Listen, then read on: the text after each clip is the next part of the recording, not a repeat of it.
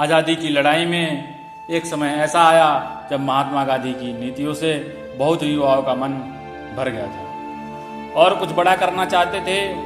1920 के दशक में एक के बाद एक ऐसी घटनाएं हुई।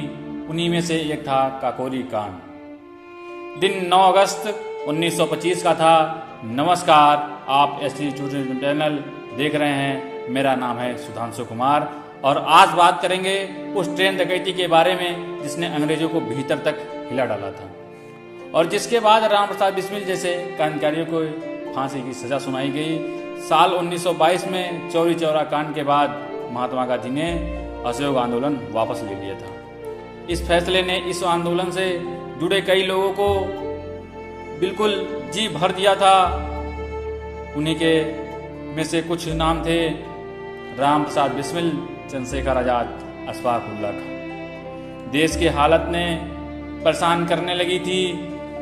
क्रांतिकारी विचारधारा से ताल्लुक रखने वाले इन वीरों ने अपने साथियों के साथ मिलकर वतन को आज़ाद कराने की कसम खाई थी। लेकिन सवाल ये था कि क्रांति के लिए शस्त्र चाहिए थे, पर शस्त्रों के लिए पैसा कहाँ से आता।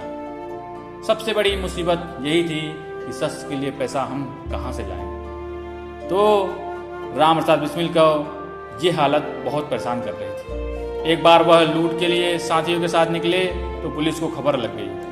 मुठभेड़ हुई और राम प्रसाद ने नदी में कूदकर अपनी जान बचाई। लोगों को लगा कि अब राम प्रसाद नहीं रहे।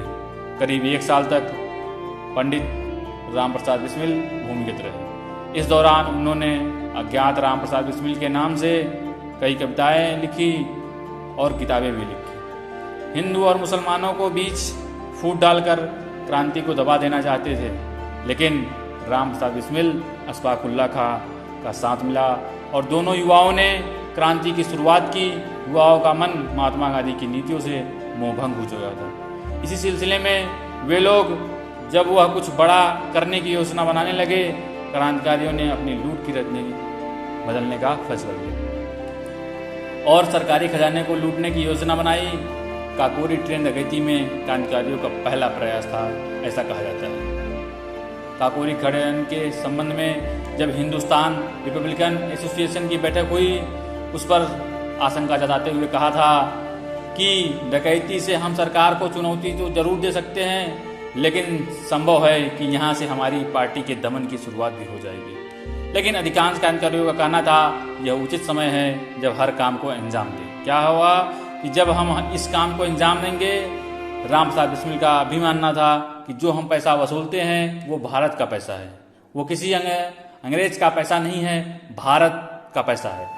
अंग्रेज भारत के पैसा को लूट रहे हैं, ऐसा दिख रहा है। हमारा पैसा है। काकोरी कांड ट्रेन डकैती की योजना बहुमत से उस दिन पास हो गई। 9 अगस्त 1925 की रात लखनऊ स्टेशन से ठीक पहले काकोरी की ओर बढ़ रही थी। दूसरे दर्जे के कंपार्टमेंट में चंद सेकंड के अंदर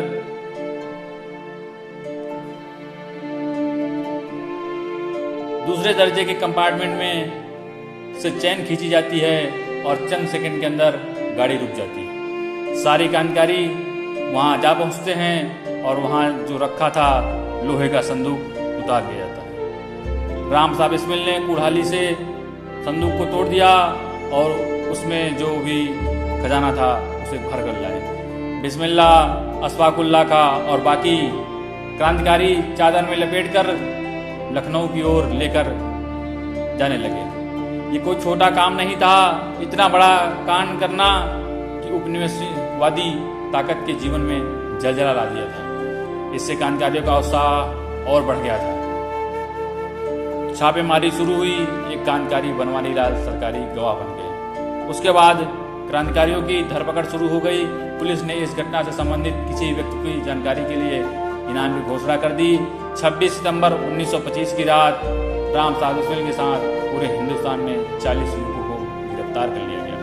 काकोरी कांड के सभी क्रांतिकारियों को लखनऊ जिला के जेल के बैरक नंबर 11 में एक साथ रखा गया और हजरतगंज लखनऊ की एक आलीशान बिल्डिंग में अस्थायी अदालत का निर्माण किया गया कि यहाँ जगह पर मुकदमा चलाया जाएगा।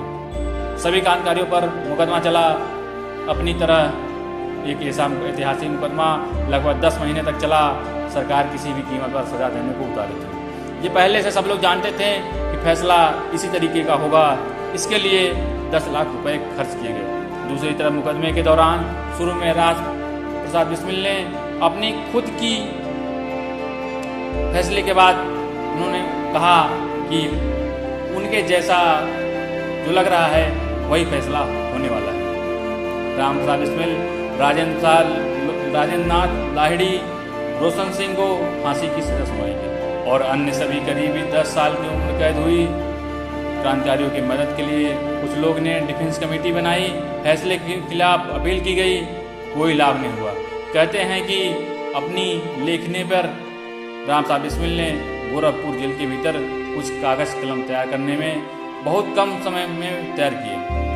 जो बाकी हुए कागज कलम का इस्तेमाल उन्होंने अपनी आत्मकथा लिखने में लगाया। इसके लिए सबसे पहले राजेंद्र प्रसाद लाहिड़ी को फांसी दी गई। इसके बाद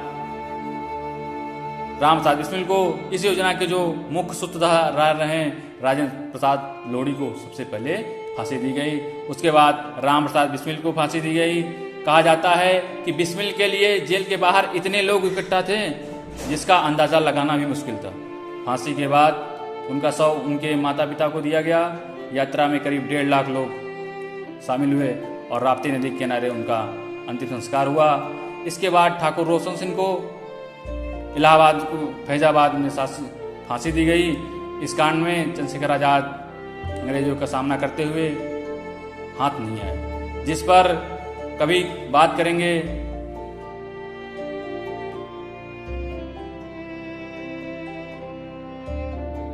वैसे भी हमारे चैनल पे आज़ादी के संघर्ष की बात करते हैं। हमेशा ये ध्यान रखना चाहिए कि संघर्ष में किसी का योगदान कम तो किसी का ज़्यादा होता है, लेकिन कभी हमें भूलना नहीं चाहिए। ऐसा हम विचारधारा को रखते हैं कि किसी ने कम योगदान किया और किसी ने ज़्यादा, लेकिन योगदान सभी ने किया।